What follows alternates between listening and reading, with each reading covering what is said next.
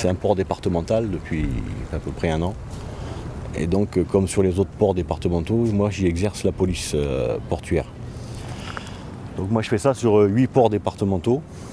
Bouzigues, Metz-Ville, Metz-Mourblanc, Marseillan-les-Mazets, Marseillan-Tabarka, Sète-le-Barou, la Criée aux Poissons du Gros d'Agde et Vindre-le-Chichoulet, à la limite avec l'Aude.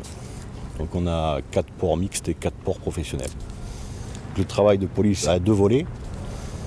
Police du plan d'eau et matières dangereuses, ensuite police domaniale et exploitation du port. En police du plan d'eau, c'est tout ce qui est entrée, sortie des bateaux. Donc c'est un port professionnel, mais il y a des ports de plaisance qu'on a, des ports mixtes. On gère le flux. Police des quais et des terre-pleins, tout ce qui est matières dangereuses stockées sur les quais, les terre-pleins.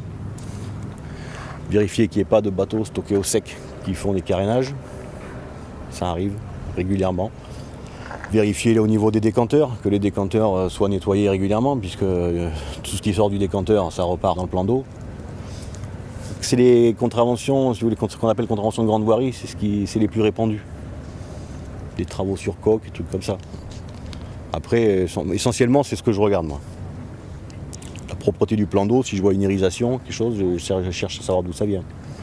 Ça peut être un bateau qui perd du fioul. Et ensuite, l'exploitation, c'est tout ce qui est récupérer les redevances. Je compare par rapport à la plaisance, parce que c'est ce que connaissent les gens un peu plus, ce qu'on appelle les anneaux, la place au port, qui est soumise à la redevance. Les masques que vous pouvez voir là sont sur du domaine public, donc il y a une redevance à payer. Donc, récolter les redevances, gérer les redevances. Tous ces masses-là sont soumis aux règles de l'urbanisme. Donc si quelqu'un commence à faire un agrandissement, je vais voir le professionnel.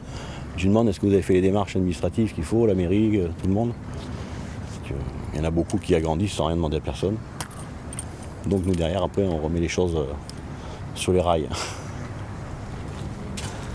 Le reste de mon service, port et filière maritime, lui, s'occupe de tout ce qui est exploitation, gestion, aide, à la conchyliculture, à la pêche, ce qu'on appelle les filières en général.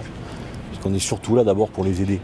Et on est là pour avancer avec eux, faire en sorte que ça perdure en fait. Donc il faut les aider, on a fait de la diversification avec eux, tout ce qui est dégustation. Ils sont conscients que c'est leur avenir, c'est la ressource. En gros, ils sont très attachés à l'échelon départemental, à la proximité du département. Alors, on ne les laisse pas tomber, quoi. Moi, j'ai un rôle un peu ingrat. Le service qui bosse avec moi, eux, vraiment, ils ne laissent pas tomber, quoi. Ils travaillent avec eux, pour eux. Tous les ports départementaux, le Conseil général a investi pas mal en termes de travaux. On a créé aux Poissons du Gros d'Agde, il y a eu je ne sais plus combien de mètres de quais qui ont été réalisés il y a plusieurs années en arrière. Il y a un agrandissement qui vient de se finir de la criée aux Poissons. Sur ce port-là, il y a un projet de curage du port. Le fond a tendance à remonter, il y a pas mal de rejets, c'est très envasé. Donc là, il y a vraiment un gros besoin professionnel pour continuer à bosser, que le port soit nettoyé et un peu curé. Le deuxième volet, ce sera tous les quais, tout le long, avec les décanteurs inclus à l'intérieur, de façon à récupérer tout ce qui est déchets biologiques, pour pas que ça reparte dans le plan d'eau.